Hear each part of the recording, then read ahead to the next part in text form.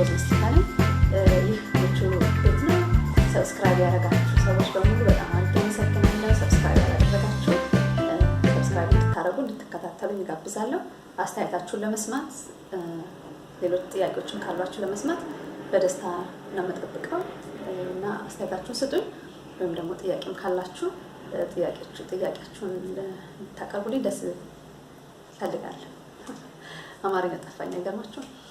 ዛሬ ወደ እናንተ ማቅረብ የፈለኩት ጡጦን በተመለከተ ህፃናት ጡጦ ሲጠቡ ምን ያህል ጡጦ መጠጣት አለባቸው፣ መቼ ጡጦ መጀመር አለባቸው፣ ጡጦንስ መቼ እስከ ምን ያህል ጊዜ ድረስ ነው መጠቀም ያለብን፣ እነዚህ ነገሮች አጥራ አድርጌ አቀርብላችኋለሁ።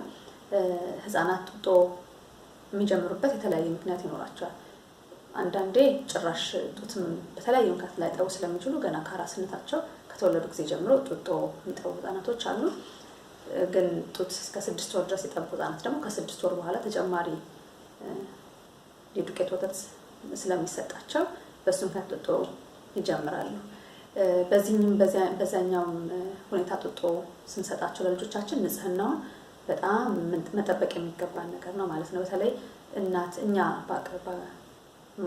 ማንመገባቸው ከሆነ በጡጦ ሞግዚቶች ወይም ሌላ ሰዎች ከሆኑ ሰዓቱን በደንብ መቼ ነው ጡጦ መጠቀም ያለባቸው የሚለውን ነገር በደንብ ወስነን ከዛ ሰዓት ውጪ ልጆች እንዳይጠቡ ጡጦ ማድረግ አለብን። ለምንድን ነው?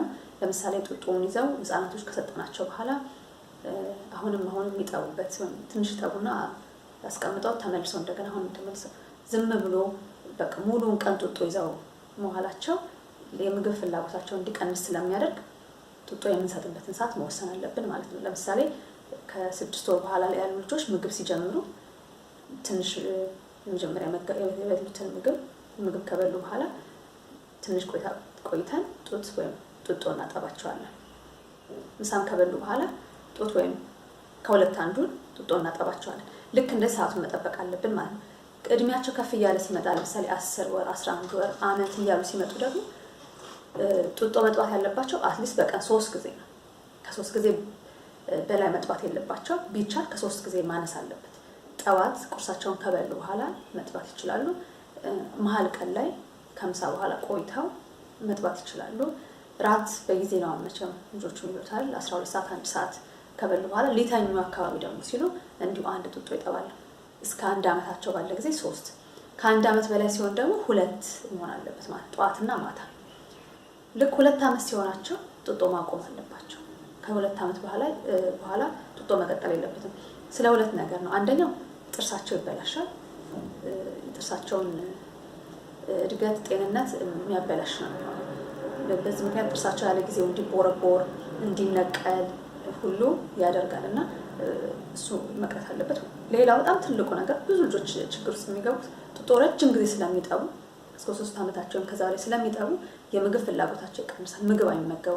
እነዚህ ጠንከር ያሉ የሚታኘኩ ምግቦችን ፍላጎት አይኖራቸውም። ምክንያቱም ኢዝሊ ያኛውን ስለሚጠጡ አጥሚት ወይም ወተት ስለሚጠጡ የምግብ ፍላጎታቸው ይዘጋልና በዚህ ምክንያት ከ2 አመት በላይ ማለፍ የለበትም ማለት ነው። እስከ 2 አመት ድረስ ግን 3 እና 2 ጊዜ እያደረግን እየቀነስን እንሰጣቸዋለን።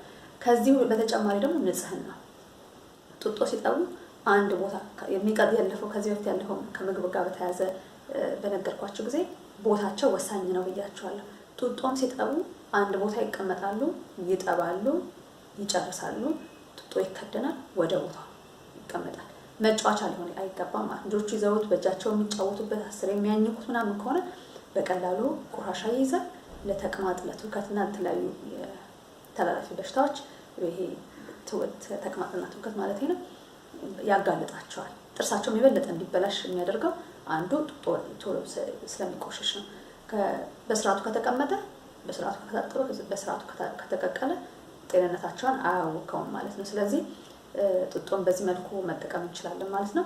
ከጡጦ ጋር የተያዘ ጥያቄ ካላችሁ ወይም ከልጆች ምግብ ጋር የተያዘ ጥያቄ ካላችሁ በዚህ ገጽ ላይ ወይም ተጨማሪ ወሊድ ፈቃድ ለእናቶች በሚለው ገጽ ላይ ወይም ደግሞ www.ethiopianmothers.wordpress.com በሚለው ገጽ ላይ በመግባት ተጨማሪ መረጃዎችን ማግኘት ትችላላችሁ። ሐሳባችሁን ጥያቄያችሁንም አካፍሉኝ። እናንተስ እንዴት ነው የእናትነት ልምዳችሁ? ምን ይመስላል? ምን ገጠማችሁ? ምን አስደሳች ነገር አለ?